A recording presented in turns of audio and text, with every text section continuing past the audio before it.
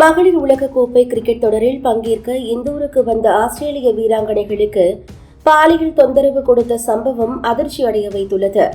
கடந்த வியாழக்கிழமை கஃபேவுக்கு செல்ல வெளியே வந்தபோது இரு ஆஸ்திரேலிய வீராங்கனைகள் பாலியல் தொந்தரவுக்கு ஆளாகியுள்ளனர். இதை ஆஸ்திரேலிய கிரிக்கெட் அணி உறுதிப்படுத்தியுள்ள நிலையில் ஒருவர் கைது செய்யப்பட்டுள்ளார். கை மற்றும் காலில் மாவு கட்டுடன் குற்றவாளியை போலீசார் அழைத்து வந்த வீடியோ இணையத்தில் வைரலானது. இந்த விவகாரத்திற்கு பிசிசிஐ செயலாளர் தேவஜித் சைக்கியா வருத்தம் தெரிவித்துள்ளார். ஆஸ்திரேலிய வீராங்கனைகளுக்கு இளைஞர் ஒருவர் பாலியல் தொல்லை கொடுத்த விவகாரம் குறித்து பேசிய மத்திய பிரதேச பாஜக அமைச்சர் கைலாஷ் விஜய் வர்கியா, ஆஸ்திரேலிய வீராங்கனைகளுக்கு இது ஒரு பாடம். கிரிக்கெட் வீரர்களுக்கு இங்கு மிகப்பெரிய மோகம் இருப்பதால் அவர்கள் பொதுவெளியில் வருவதற்கு முன்பு பாதுகாப்பு பணியாளர்கள் அல்லது உள்ளூர் நிர்வாகத்திற்கு தெரிவிக்க வேண்டும் என்பதை இது வீரர்களுக்கு நினைவூட்டும் என்று நான் நினைக்கிறேன். சில நேரங்களில் வீரர்கள் தங்கள் பிரபலத்தை உணர மாட்டார்கள். அவர்கள் கவனமாக இருக்க வேண்டும் என்று தெரிவித்தது சர்ச்சையை ஏற்படுத்தியது.